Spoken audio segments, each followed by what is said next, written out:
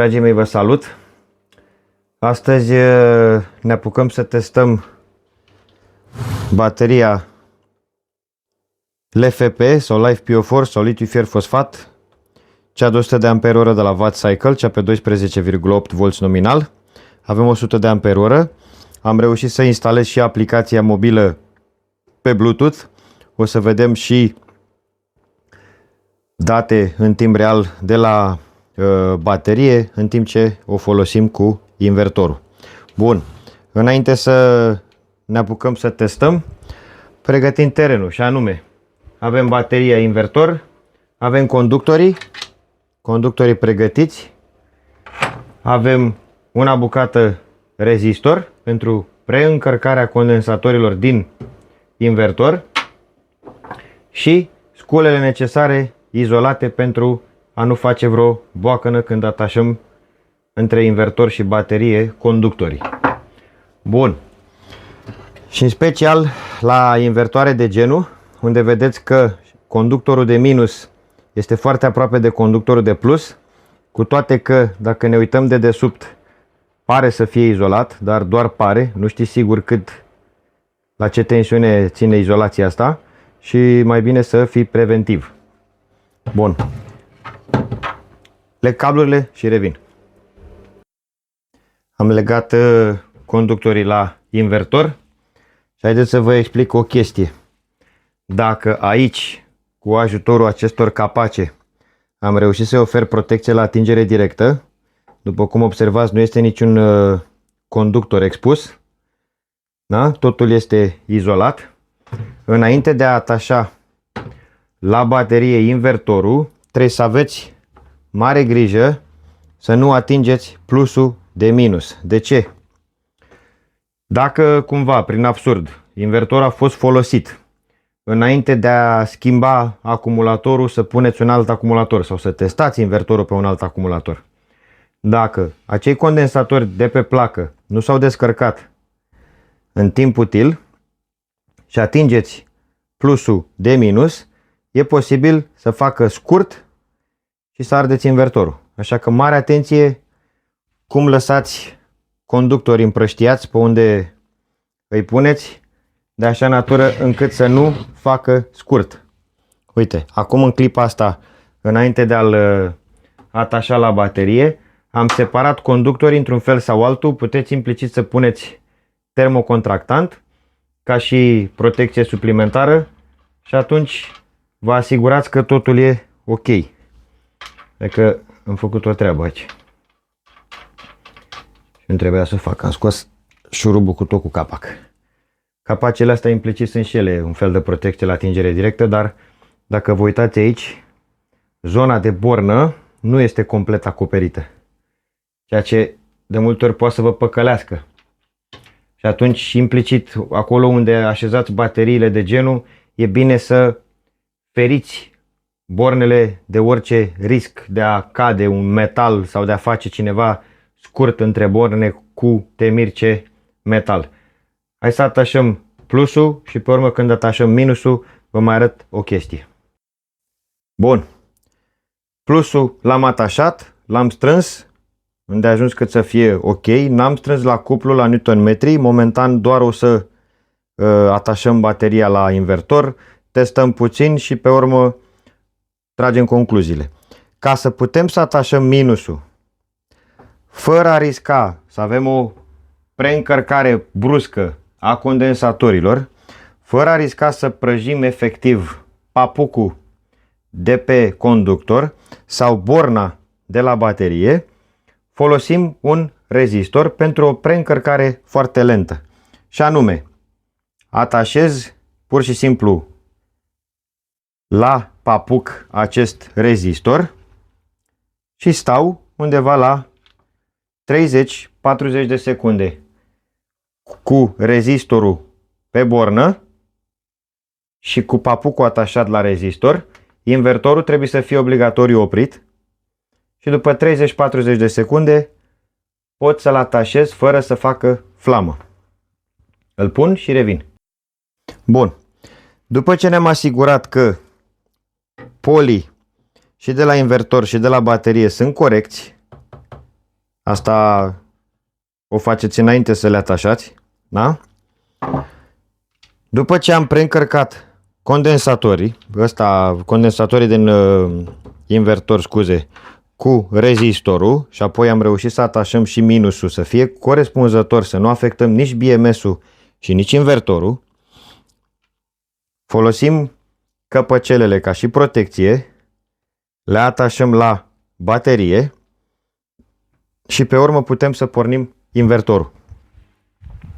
Întotdeauna protejați-le să nu se prăjească unul sau celălalt.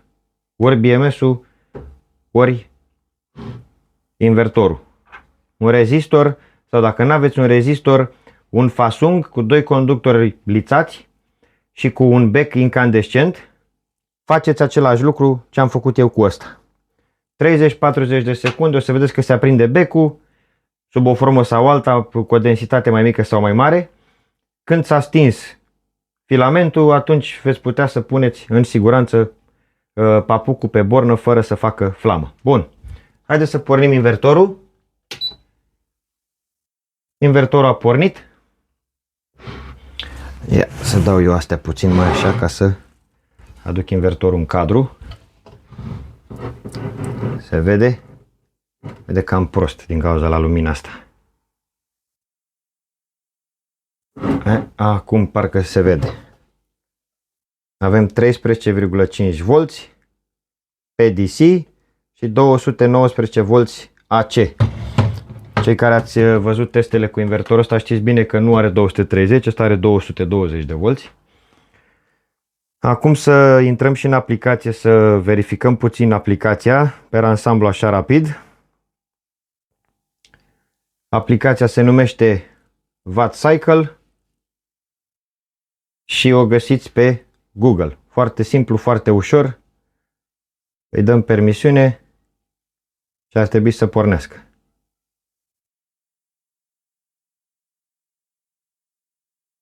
Bun. A găsit-o. Dăm click pe baterie. Confirmăm conexiunea pe Bluetooth. S-a conectat. Și acum ar trebui să ne indice state of charge-ul, că am încărcat-o. Avem 100%.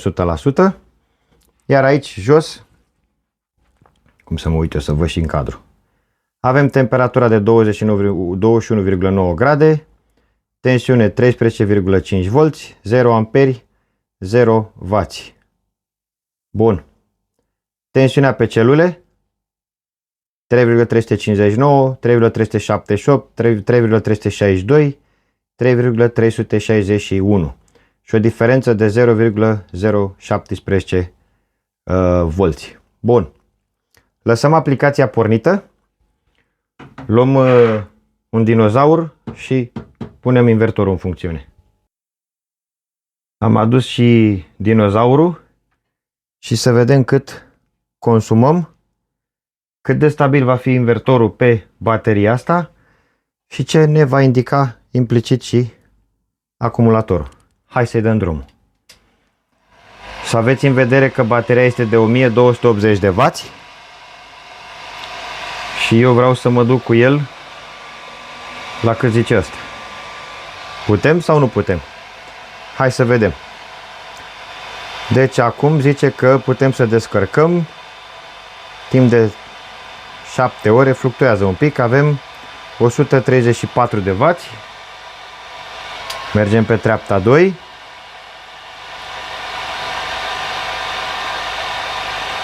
Avem 1462 de W, 1021, fluctuează.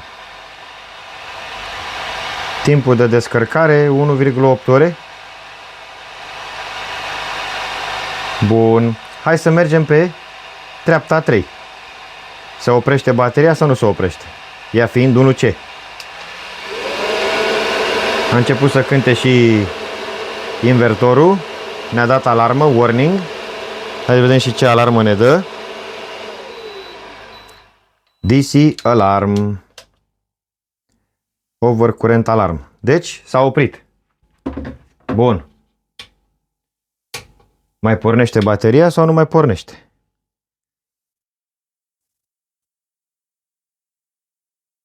Din aplicație, în momentul în care ai intrat în protecție, ai charging și discharging. Deci, dacă apăsăm pe buton, ar trebui să revină. Revine sau nu revine? Nu vrea să revină. Ba, a revenit. Gata. 99%. Ce ne explică eroarea asta? Ne spune că nu putem să tragem mai mult de o secundă, două, mai mult decât poate bateria. Acel 1C. Și dacă mi-aduc eu bine aminte, bateria anterioară, tot de 100 de amperi-oră, dacă nu mă înșel eu, am putut să tragem vreo 2200 de W cu jucăria asta. Bun, hai să mai testăm o dată. Treapta 1.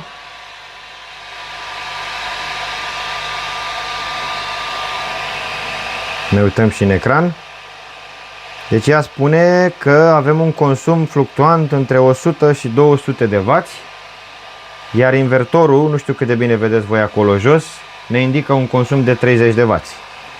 Deci unul din astea două minte. Care minte să-mi spuneți voi? Bun. Am urcat la 1000 de W. 38 de amperi. Fluctuează. 1071, 85 de amperi, 109. Tensiunea a scăzut la 13 volți. 13,1 ne spune că avem pe acumulator și 12,7, 12,8 volți pe invertor. Deci avem o mică pierdere între ele. Bun, hai să ne uităm atenți la curent în momentul în care dau la maxim până intră din nou în avarie. 132, 131, 132, 1700 de W, gata, deci la 133 de amperi. Bun. Mie îmi spune un lucru treaba asta și anume, dacă mergem cu ea la un 1C, la puterea ei, un 1200 de W ish pe acolo, va funcționa. Depășim puterea mai mult de o secundă, două, ne va opri consumatorul și anume respectiv invertorul. Hai să încercăm din nou să o pornim. Acum are pornit, deci avem aici butoane efectiv să putem să o încărcăm sau să o descărcăm.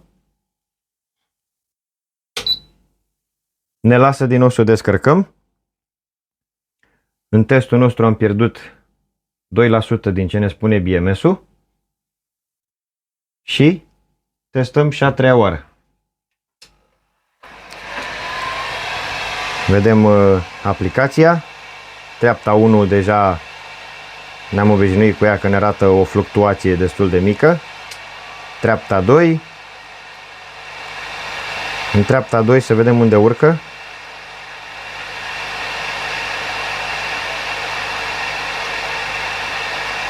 ...600... 1000 de W, urcase, uite, a urcat în 95 de amperi. La 95 de amperi, oare ne ține 30 de secunde pe 95 de amperi fără să ne dea avarie? Din ce văd, fluctuează curentul. Din câte știu eu, consumatorii rezistivi sunt cei mai stabili. E posibil BMS-ul să nu fie calibrat, să fie nevoie să-i mai fac o descărcare și o reîncărcare. Oricum o să facem treaba asta, pentru că vreau să testăm și capacitatea acumulatorului. Dacă avem cei 100 de amperi oră și implicit cât de eficient este jucăria de la Solid Volt și ce pierderi vom avea.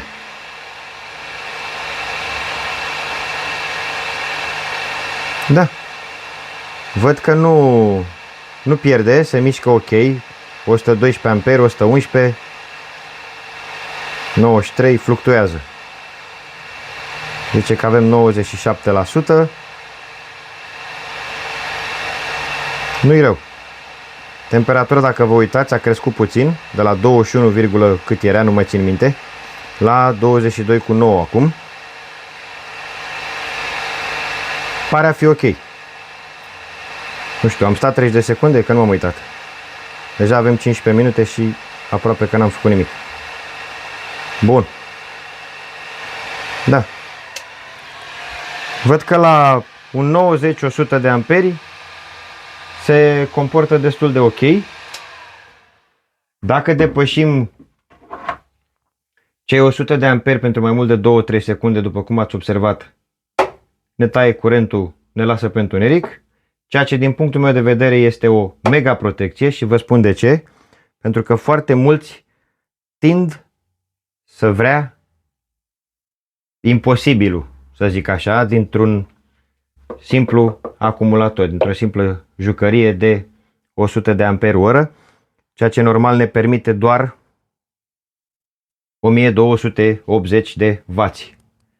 Dar e ok. Faptul că ne protejează înseamnă că se autoprotejează, înseamnă că nici invertorul nu va putea să tragă mai mult decât necesarul, înseamnă că nici conductorii, în contextul în care sunt mai mici decât ar trebui, adică subdimensionați decât ar trebui să tragem noi efectiv curentul cu ajutorul acestui invertor sau altul invertor, și atunci nu riscăm să topim conductorii, să avem parte de alte necazuri, nu riscăm să avariem nici bateria. Singurul lucru ce poate fi avariat în cazuri de genul este consumatorul. Puteți avea consumatori ce necesită o perioadă de răcire până la oprire. Și atunci trebuie să fiți foarte atenți ce consumator folosiți. Da? În rest, mi se pare ok. Nu văd ce aș putea să-i mai fac mai mult de atât decât să o reîncarc și să testăm capacitatea. Lăsați-mi voi la comentarii ce vreți să mai facem cu acumulatorul ăsta și facem. Pe data viitoare. La revedere!